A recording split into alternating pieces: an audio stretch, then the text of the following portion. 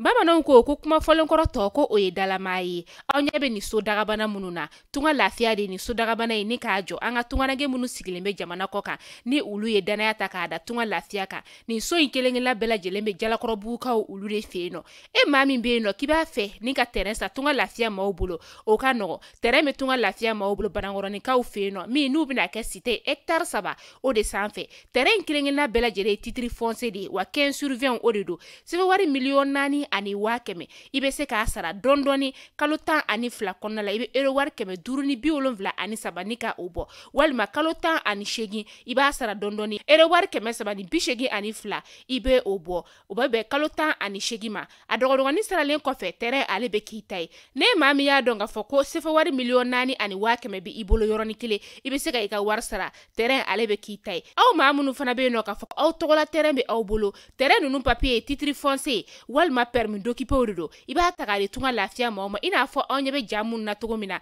u b'a jɔ ni ka a d'i ma ka sɔrɔ i ma tɔɔrɔ o tuma la tunganage minnu sigilen bɛ jamana kɔ kan tunga lafiya nana aw lafiyali o de kama walasa sojɔko la aw kana degun sɔrɔ cogoya min na ne mɔgɔ min bɛ fɛ ka kunnafoni wɛrɛ sɔrɔ sa o tuma la an wele an ka numéro whatsapp kan 00336 41 94 03 80 walima 00223 72 18 42 47 tunga lafiya maliyɛnden minnu sigilen bɛ jamana kɔ kan u bɛɛ lajɛlen kelen-kelenna bɛ se ka u ni kanso sɔrɔ ba maliba ale kɔnɔna la cogoya min na.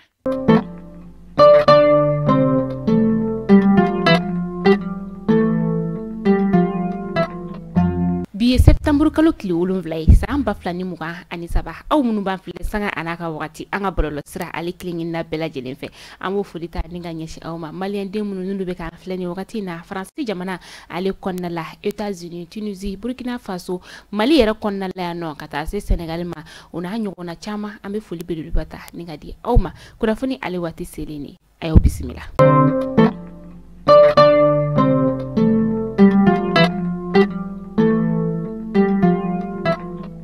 Kunnafoni daminɛla bi minisiriso min bɛ yen nɔ ni ale ɲɛsinnen bɛ anw ka jamana ni jamana wɛrɛ koɲɛbɔ olu ɲɛnabɔli ma ka taa se minisiriso min fana bɛ yen nɔ ni ale ɲɛsinnen bɛ an ka jamana sɔrɔla don ani kɛlɛkɛcɛkɔrɔw olu ka koɲɛw olu ɲɛnabɔli ma ka taga se an ka kɛlɛkɛcɛw olu ka kunnafonidiso o ma ni o ye DURPA ye u farala ɲɔgɔn kan tarata don ni ka kunnafonidilaw ka olu wele kunnafonidilaw wele kun kɛra fɛn min sa o de ye k'a yirula k'a fɔ ko MINUSMA kɔni ale bɛ ka a ka minɛnw ta dɔɔni ka bɔ anw ka jamana o kɔnɔna la hɛrɛ ani baden kɔnɔna la ka sɔrɔ kasara o ma kɛ ko ni minɛndarajɛ in kɔni bɛna to sen na fo décembre kalo natɔ san 2023.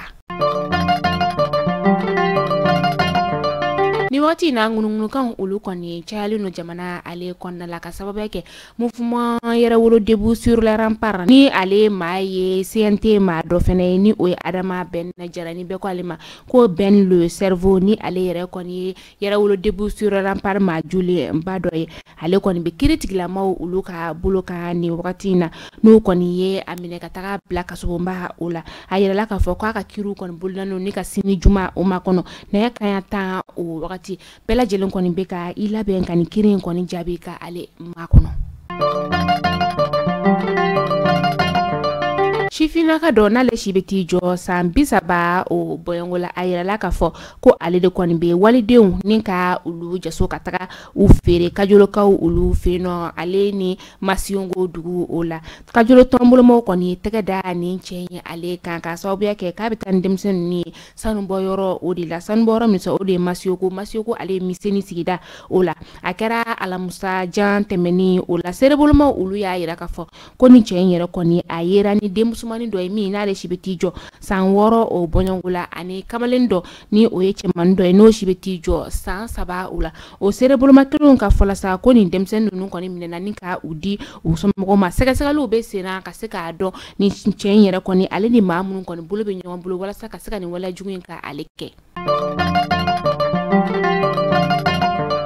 san 2020 ani saba kana se san 2020 ani nani walantaw kon bolo dalen do ka octobre kalo kile fila nata o makono ni kuna funa en koni ale dira anga ministre so fe mi ni ale nya chinembe kalanko kunyoma o wakati kele fene kon la panyangara kaw ulu feno femi ye mamun kon beno ni ulu bolendo uga dugula ulu chaman kon bismillah ndo kalanso ulu kon la ayala ka fo ko ulu ka to kalanso kon la ko yani san 2020 saba san 2020 anani kalantaw ulu uche ni manu nun koni ulu koni joroli no ka sabe ke koni kalan koni ale tara ulu bina taga yoro jumena ka seka uka demba ninka ale la hine yeno ulu koni bolendo usigiro la ka sabe ke la kana balia uyi kajulona lamini ayira la yeno ka fo ko sanji min koni nana nyina ko o sanji o mana san temeni ola kuna fune ko dira septembre kalo klina temeni san bafla ni muga ani saba uga meto nyama so o fe kajulo ka ulu feno uga fola ko fe mi sanji milimetri keme konontoni binan nani murumuru sheginye ore kon nana kile biolonvla ani kononton konna la nyina san ola ka keni keme wolonvla ani bi konontoni kele ni murumuru kononton milimetri la o kon nana kile bi sheginye o konna la san temeni ola ayira la ka fo ko sanji koni ale nana yoro chama de la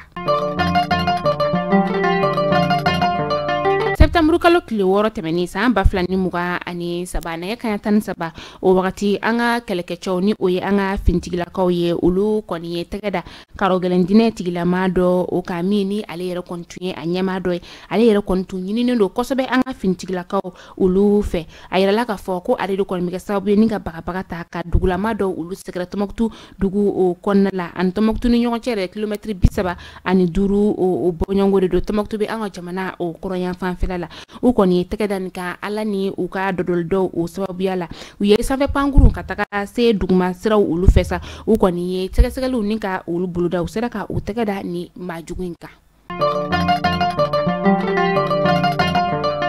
ma fla ulu bonena unina ma mugani wolonfla o jogina ama mugani wolonfla la sa mata anani ulu sebe koro jogina kosobe ni sur la serba kan kasara fe mi na kera tenen suka duje tarata so mara fela ulane kaya mugani fla o wakati akera dugumina sa o de bani pon bani alebe bla mara ula bulma fe mi ni alebe wele ko yoroso na le kontume ga bo Burkina Faso ka ulu feno a bulma fe yere konna la sa ma biduru ani saba o le kumbe a konna la bulma fen yere koni to bolla pontiketora ni ka ifri jila ayerema akoni bine jila wakati mina sa mamunu be no ni ulu jogina ulu taninga tanulu laptan sula jona nyama koro fomba laptan sula ni o isigu ka ulu feno femi kera ni seraba kan kasara yere ale sababu ya isa ode maseka don folo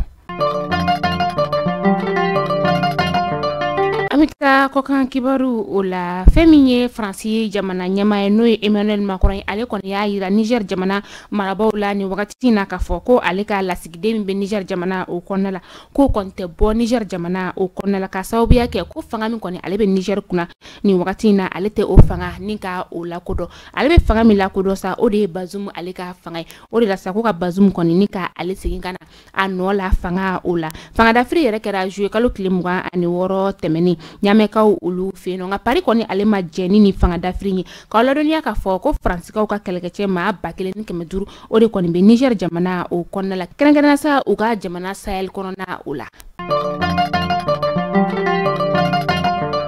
ambita Burkina Faso ka ulu feno uka kelekece ma biduru ani saba ulu de koni bonena unina ka sababu yake bingani wale ni karogelen dineti glamo koni ota ni ka u segere bingani wale mi yere sana sababu yere koni bora gati ma ulu la gumbiri ka ulu feno gumbiri alebe yatenga sigida ula ubu ka jamana ale koronya fanfela ula ni kuna funa en kon dira septembre kalo kile duru sa amba flani muga ani saba uka état major général ale fe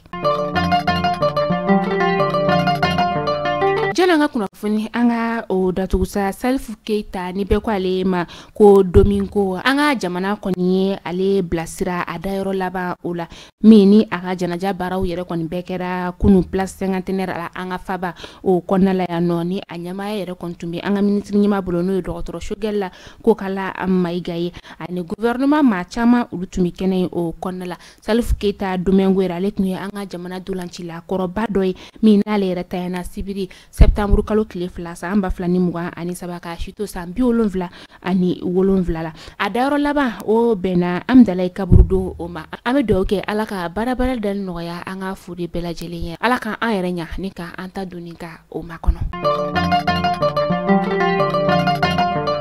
Mali kunnafoni jabara najabɔ ni kunnafoni damadɔ de tun bɛ dansigi an ka bi kunnafoniyaw la hakili la a ye faamuyali caman ni ka o sɔrɔ an ka bi kunnafoniyaw olu kɔnɔna la tunga lafiya de an ka kunnafoni ale jɔkɔrɔma don dɔ ba ye tɛrɛn bɛ tunga lafiya mɔgɔw bolo banakɔrɔnikaw fɛ yen nɔ tɛrɛn kelen-kelen bɛɛ lajɛlen titre foncier 15/20 sifa wari miliyɔn 4 ani 500 i bɛ se k'a dɔgɔdɔgɔnin sara kalo 573 € o bɛ bɛn san 1 o de ma walima 382 € o bɛ bɛn kalo 18 ma ni tila tɛrɛn sara la tɛrɛn papier ale bɛ kɛ i tɛ e maa min fana bɛ yen nɔ ko tɛrɛn b'i bolo i bɛ fɛ ka a jɔ a musaka bɛɛ t'i bolo yɔrɔnin kelen tunga lafiya ka san 2024